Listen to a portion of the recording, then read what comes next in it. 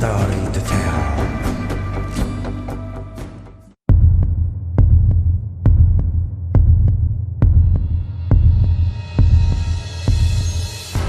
During the past century, since the advent of the aircraft era, military aircraft have constantly evolved, continuously building on top of previous systems and becoming more and more modern while also becoming more and more complex.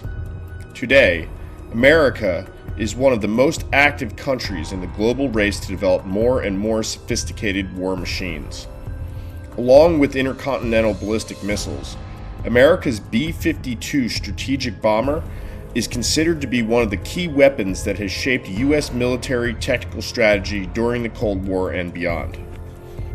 A total of 744 B-52s have been produced since its inception in 1952. The B-52 has always been the backbone of America's global military might in the air.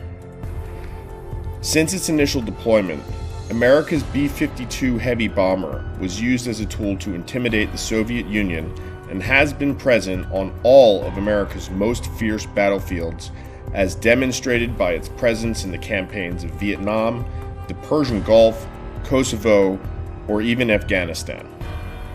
The B-52 was also used to drop ammunition on the battlefield during Operation Desert Storm in 1991. The United States Air Force still regularly uses its B-52s to carry out assurance and deterrence missions against North Korea or Iran, and has said it intends to use the B-52 until at least 2040. But why is an old man like the B-52 still trusted by the U.S. Air Force when they have younger successors like the B-1 B Lancer or the B-2 Spirit?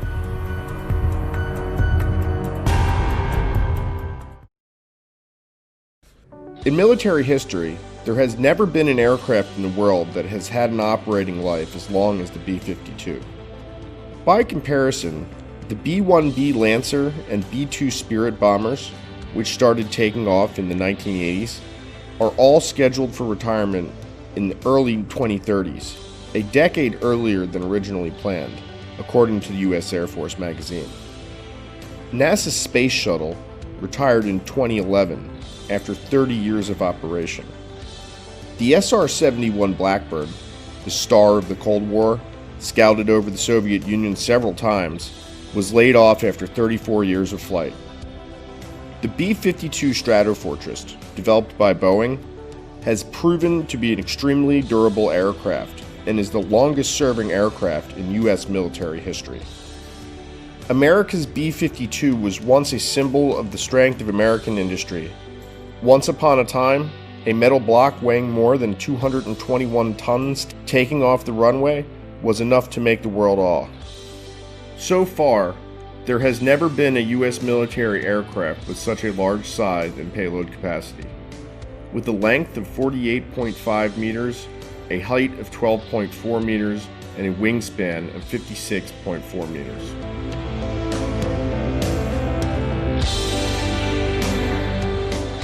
Classified as a heavy, long-range, subsonic strategic bomber of the United States Air Force, the B-52 has undergone 8 upgrade versions from A to H.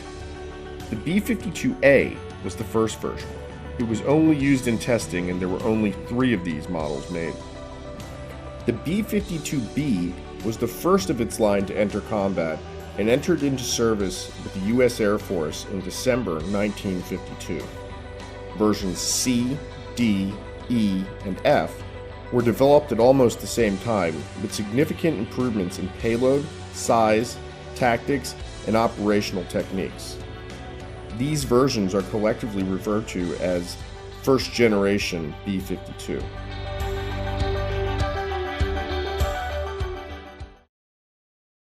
The second generation B-52 included the last 2 versions, G and H.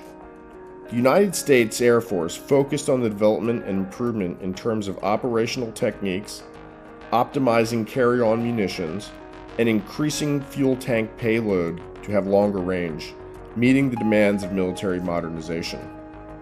Accordingly, The most significant change on the B-52G version was the completely new wet wings, which include fuel tanks built into the wings, significantly increasing the fuel load of the aircraft.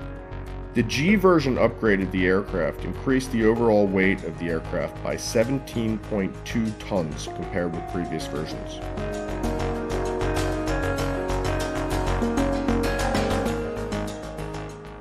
Inheriting the advantages of the G version, the B-52H versions have replaced the J-57 turbojet engines with the TF-33P3 turbofan engine, which improves flight performance, saves fuel, and increases the range of the aircraft.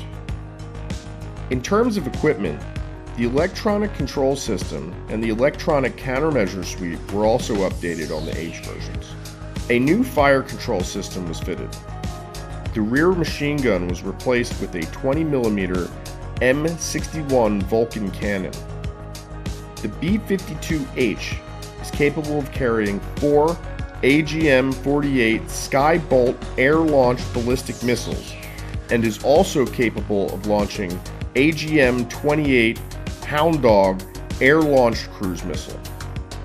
In 1971, the United States spent an additional $400 million to improve the G and H versions by making them capable of carrying 20 AGM-69 SRAM nuclear air-to-surface missile.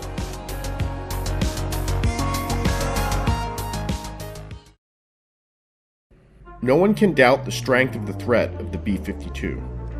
In addition to carrying a high volume of ammunition and state-of-the-art equipment, the B-52 Stratofortress also possesses favorable parameters. The B-52 can reach a top speed of 1,047 kilometers an hour, about 650 miles per hour, has a combat radius of 7,210 kilometers, a maximum range of 16,232 kilometers, and a service ceiling of 15,000 meters. Most notably, the ability to carpet bomb, causing terrible damage to an enemy. Throughout its history, the American B-52 has achieved many important victories for the U.S. military and is considered by some to be the American trump card of the Cold War era, as the Soviet Union repeatedly had to give in to U.S. actions due to the threat of nuclear-armed B-52s patrolling around the Soviet horizon. During the Gulf War, the B-52 brought into play its low-level and carpet bombing capabilities to suppress the enemy, paving way for the coalition air force's airstrikes.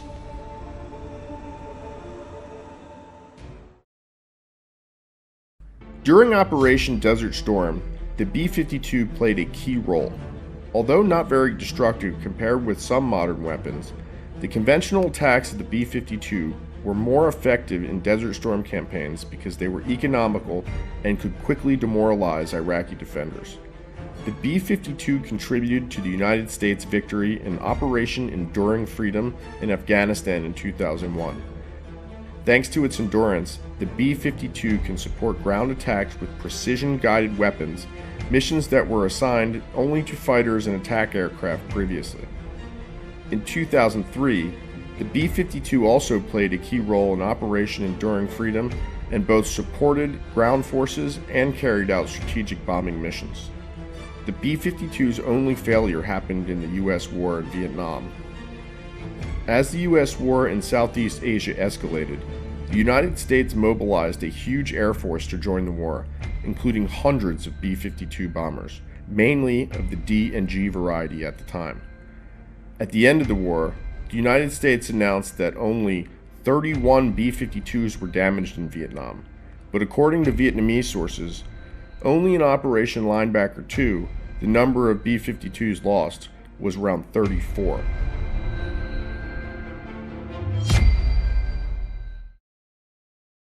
Most of the first generation of B-52 bomber were retired after 10 to 15 years of combat. A few were kept around for training purposes. Two second-generation versions, G and H, continued to be used by the U.S. Air Force. However, after the dissolution of the Soviet Union, All 365 B-52Gs were destroyed under the Strategic Arms Reduction Treaty, START.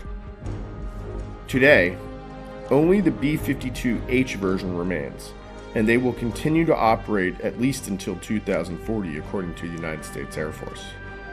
Basically, the B-52 is an efficient heavy bomber. It's much more economical than its successors, especially for the type of conflict against countries with limited air defense capabilities. The B-52 is also the most experienced of the three types of heavy bombers in service with the United States Air Force. One of the reasons why the B-52s are still maintained is because of the US government's erroneous decision to buy only 20 of the 132 B-2s that were originally planned, said retired Air Force General David Deptula, the Dean of the Mitchell Institute of Aerospace Power Studies. The US B-52 strategic heavy bombers provide the United States with a sufficient number of heavy bombers maintaining deterrent air power.